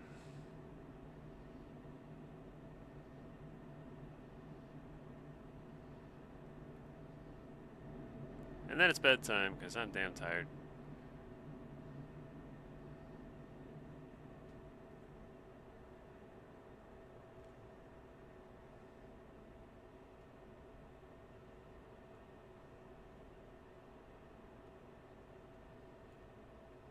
Oh, I was going to talk about shuttle-derived vehicles. There's a whole Wikipedia article on that. They did some crazy shit. One of them involved modifying a Nimitz-class aircraft carrier and mounting a space shuttle on the deck with a big freaking... yeah, it was nuts. It was as crazy as you think. And, you know, to be able to move the space shuttle and launch it from the ocean in case my hometown got nuked by the commies, I guess, they would still be able to launch the space shuttle. Then there was, which it sounds crazy, but like they're landing rockets first stages on ships now. You know, like, it's weird. They come up with these crazy ideas, and you're like, that's batshit. But then, like, either something like it, like that thing, or something similar to it, you know, can and does come to fruition, right? There's another one where it was the space shuttle, right? And imagine the space shuttle on the stack with the external tank, but imagine that external tank is has like this giant, like, oversized like nose cone Altitude. with like a clamshell, but it opens up clamshell style, but you could put other stuff in that. Like, so they're using like the nose, I almost said radome, but there's no radar in it. Well, I guess there might have been, so maybe technically correct. Anyway,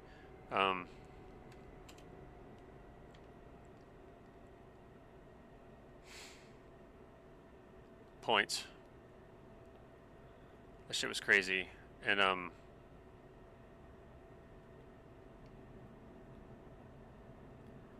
they were just trying to find other ways, like variations of the space shuttle and other cool shit they could do.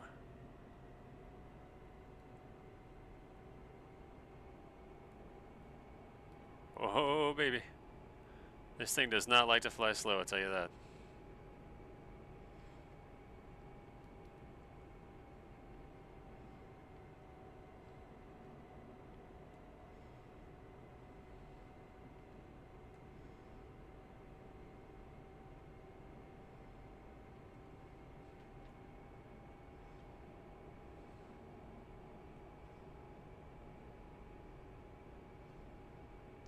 All right.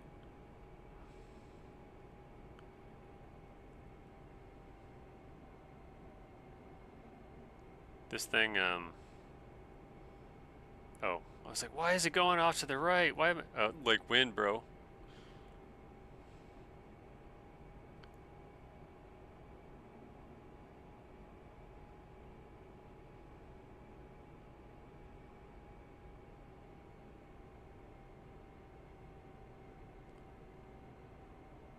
Anyway, yeah, that the art from that, those like, it's like concept art, but for real things.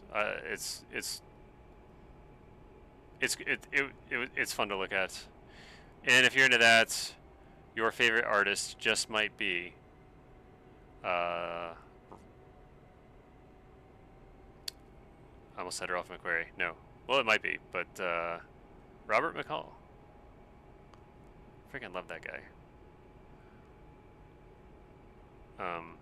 Have, you know, the Art of Robert McCall book, and I'll just flip through that and think, damn, what is homie doing?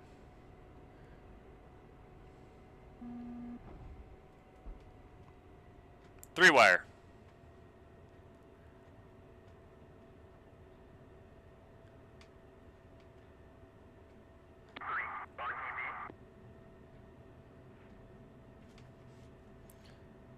Look at him aero braking. You know, because he landed at the proper airspeed and not like too slow and too steep.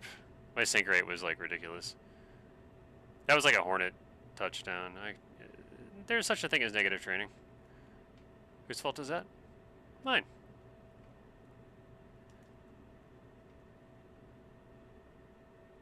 Anyway, here we are.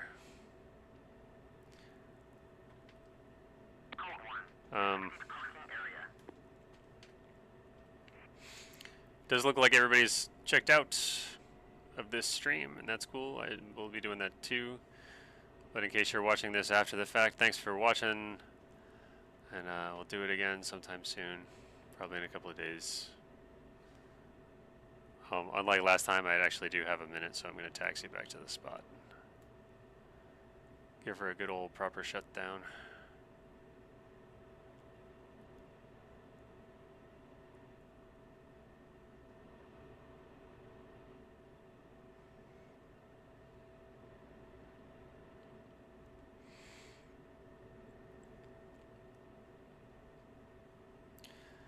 Yeah, the ideas that NASA, etc., come up with that do not ever make it to you know, real life. It's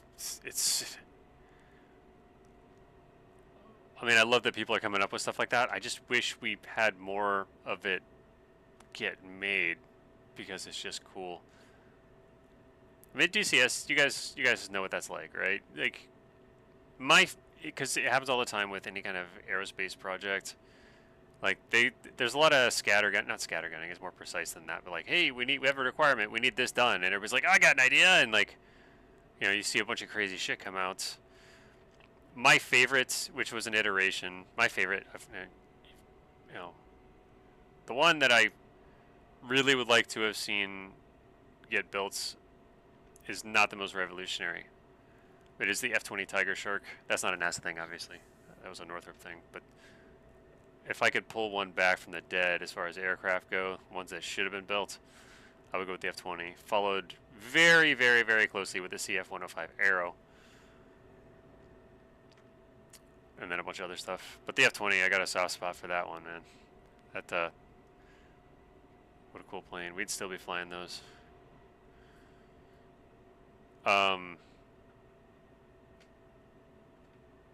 As far as spacecraft go, I almost said the Dream Chaser, but they're actually making that, but it's not a. I don't think it's human rated. It's just cargo rated for now. But that's, you know, follow-on upgrades and stuff like that could deliver something really cool with that. That is a cool thing.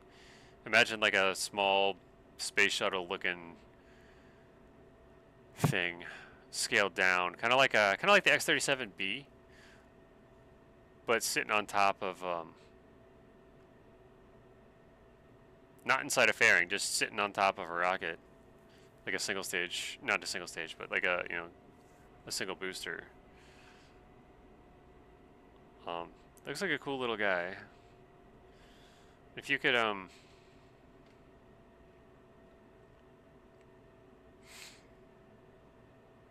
mean, if you could SpaceX that booster back down to the ground and reuse it, and reuse the orbiter, like that's an almost totally reusable spacecraft.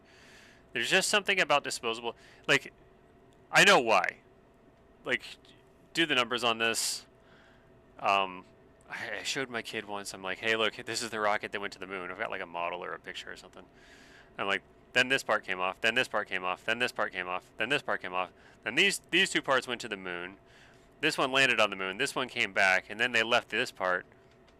And then only this part. All this is the only part. All this whole rocket.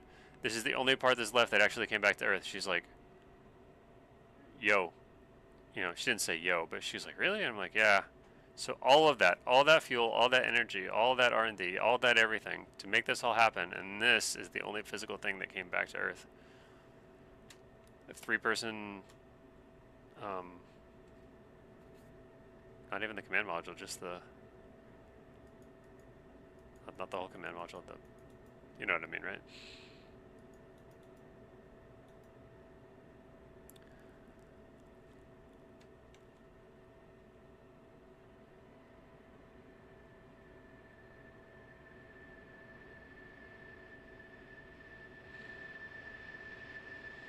Anyway, thanks for watching. Talk about some space shit later, if you want. I don't know.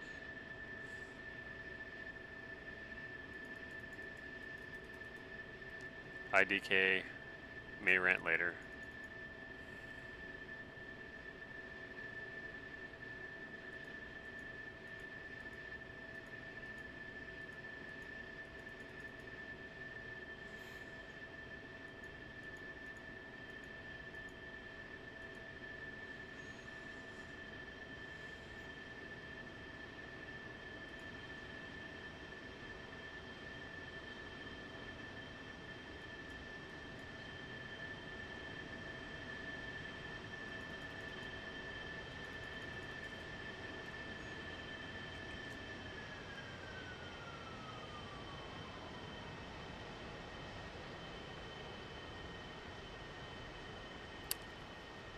I think we got it.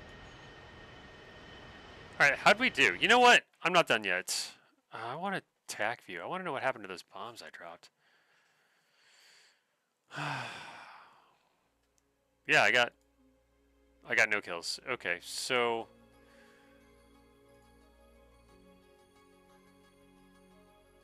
yeah. No, I did. They hit. What I thought happened actually did. It didn't give me credit for... It didn't give me any credit for the kills, but here it showed that I killed things.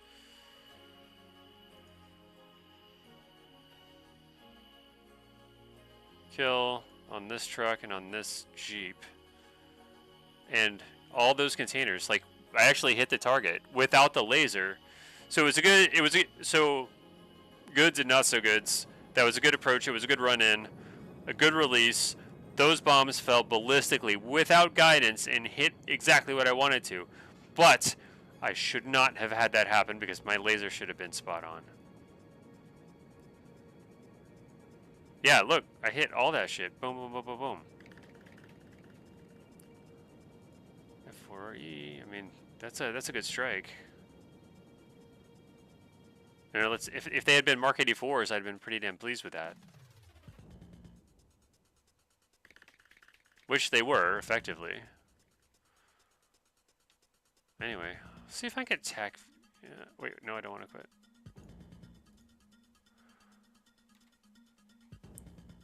Yeah, see, that should have been. See, that's the difference between what DCS counts as a kill and what it counts as a kill.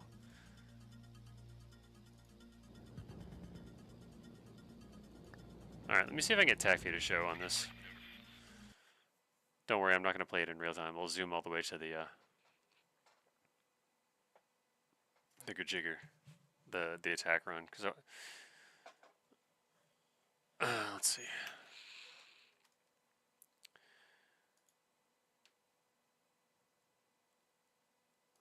Alright, I'm going to show you my screen. Don't hack me.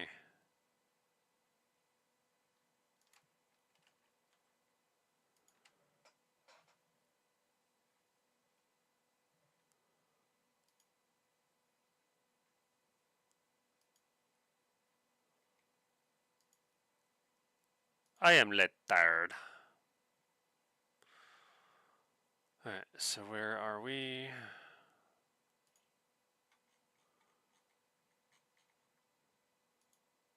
Okay, you can see it. Great. This is not perfect. This is screw it. We're doing it live territory. So here we go. Yeah. Orbit, orbit, orbit, orbit.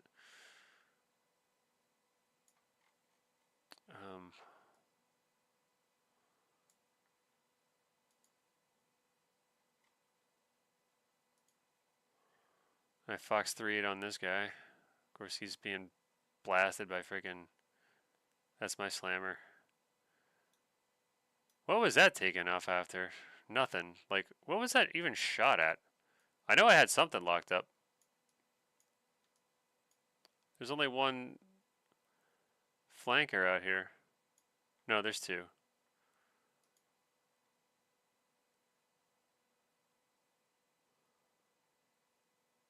You know, I think I was shooting at the track file from the plane that had already been killed. There's probably a dead aircraft spiraling to the ground I fired at. Okay, cool. So I'm not completely shitty. I'm shitty, just... Whoa, did you see that shit? I said shit again.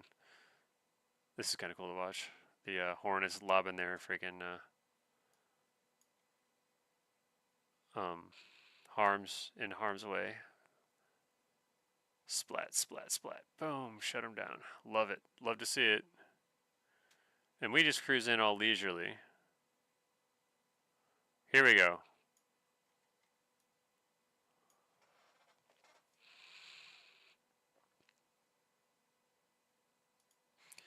So my target's going to be probably not the SA-10.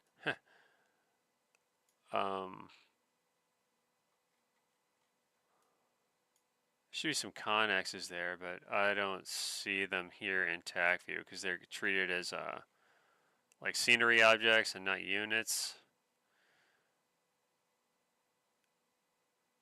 I think there were a couple of trucks parked in this orientation outside of those connexes. I just want to see how close I was dumb bombing this shit. Dumb being the operative word. Oh, that's the strike from the B1. All right, here's my bombos. Down they go. That was a pretty damn good release. There's my drop tank. I punched those off right after the